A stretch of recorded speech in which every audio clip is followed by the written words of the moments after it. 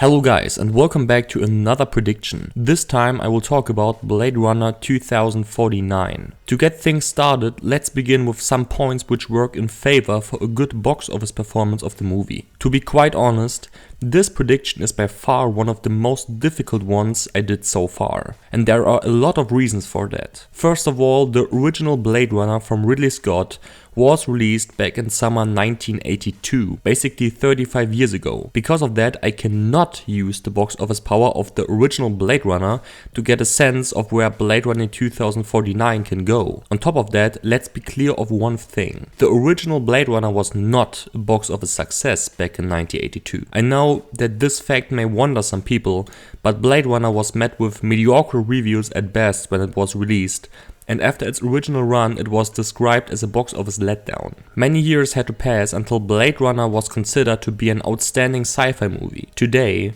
Blade Runner has a standing as one of the best movies ever created, and it is by many people considered to be one of the most influential and biggest classics of the sci-fi genre, next to 2001: A Space Odyssey and Alien. So, the first pro point: the fan base of Blade Runner is just insanely big. So many people love the original movie, and when the sequel is good, a lot of people will go out to the cinemas to see it. The next thing I want to point out is the director Denis Villeneuve and the producer Ridley Scott. Ridley Scott, the director of the original Blade Runner movie, is not in the director's chair but takes the role of the producer of the movie. While most people will disagree with me, I think that this is actually a good thing. While Ridley Scott is basically the godfather of Blade Runner, a lot of people were disappointed by another sequel to one of his movies, Prometheus, back in 2012. When it comes to Prometheus, Ridley Scott was actually in the director's chair and it didn't turn out very good for most people. Now he can overlook everything from a little bit of a distance and can give good and positive adjustments to the things that Denis Villeneuve will do. Speaking of him,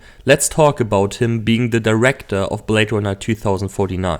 Denis Villeneuve is probably one of the best directors out there right now. While all of his movies were too small to be actual top grossing movies at the box office, every single one was critical acclaimed, from Prisoners to Enemy to Sicario and Arrival. With Arrival, he has shown to the world that he absolutely knows how to handle unique science fiction settings, and many people agreed that Arrival is one of the best sci-fi movies from the last 10 years. Now, with these two persons in the leading roles when it comes to the creation of Blade Runner 2049, we can be sure that this film is in really good hands. The next thing I want to point out is the reaction towards the trailer, which was released a few weeks ago. The trailer was met with overwhelming reactions from all over the planet. Basically every Blade Runner fan thought positive about the things which were featured in it. So this also plays well into Blade Runner 2049's cards. When it comes to the competition the movie has to face when it gets released, I can most honestly say that the discussion about this topic is nonsense. Blade Runner is pretty much unheardable, just like a Tarantino movie. Of course, when a movie of the size like Thor Ragnarok gets released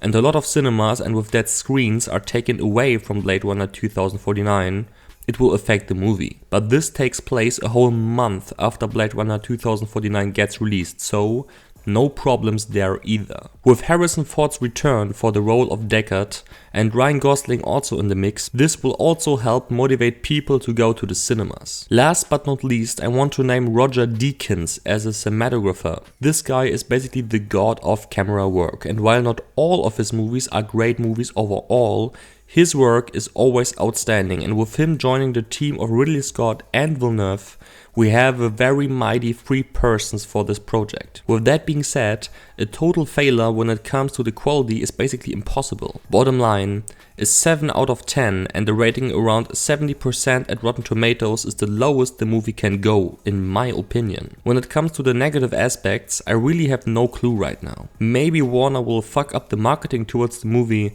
and bring the box office power a little bit down with that, and maybe headlines will appear which will bring the movie's performance a little bit down.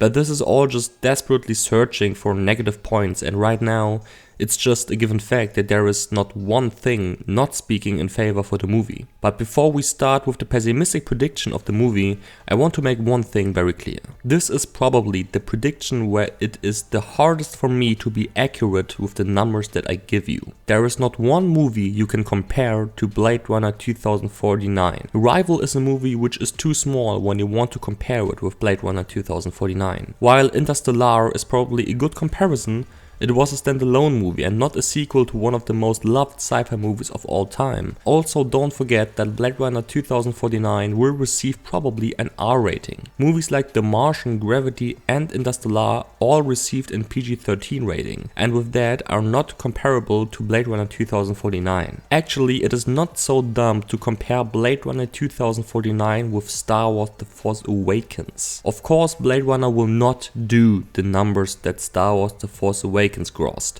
not even close. But Blade Runner sits kind of in the same situation. Alright guys, I will now fade in all aspects I just counted for a good box office performance of the movie, and I will now start with the pessimistic prediction on the movie. When Villeneuve delivers his worst movie until now with Blade Runner 2049, and also Ridley Scott and Roger Deakins can't lift the quality to a rating of more than 7 out of 10, I can see Blade Runner 2049 to come close to the gross of Mad Max Fury Road, but not surpass it. In this scenario, Blade Runner 2049 will open with $38 million, and after a multiplier of 2.9 will finish with a domestic total of $110.2 million. On the overseas front, Blade Runner will collect a total of $200 million for a combined worldwide total of $310.2 million.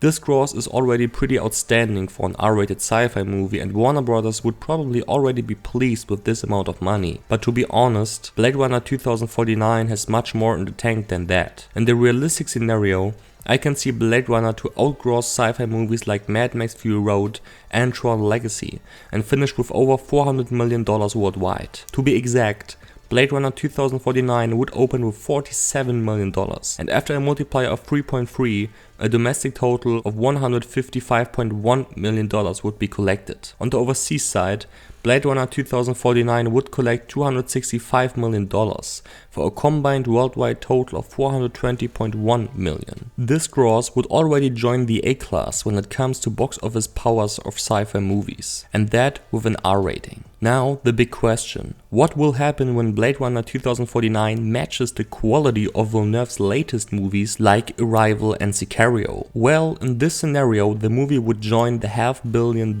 club worldwide and would probably be the benchmark for R-rated sci-fi movies at the box office for a very long time. Blade Runner would open with $52 million at the domestic box office, and with that would open higher than Interstellar and would come very close to the opening weekends of Gravity and The Martian. It would sit on 4th place when it comes to opening weekends in October, and all of that with an R rating and sci-fi. After a multiplier of 3.85, Blade Runner 2049 would finish with a domestic total of $200.2 million, and on top of that would collect $343 million in overseas territories. Combined, this would make up for a final worldwide total of $543.2 million. The Blade Runner franchise would be back with a big bang, and Warner Brothers would be more than happy with this result. The next video will be a prediction about Baywatch or Valerian and the City of 1,000 Planets. Thank you so much for watching this video, guys. I really hope you liked it. If so, be sure to hit the like button, since it really would help out this channel big time. Also, when you generally like what I do here on YouTube, it would be nice when you would hit the subscribe button. See you soon. Bye bye.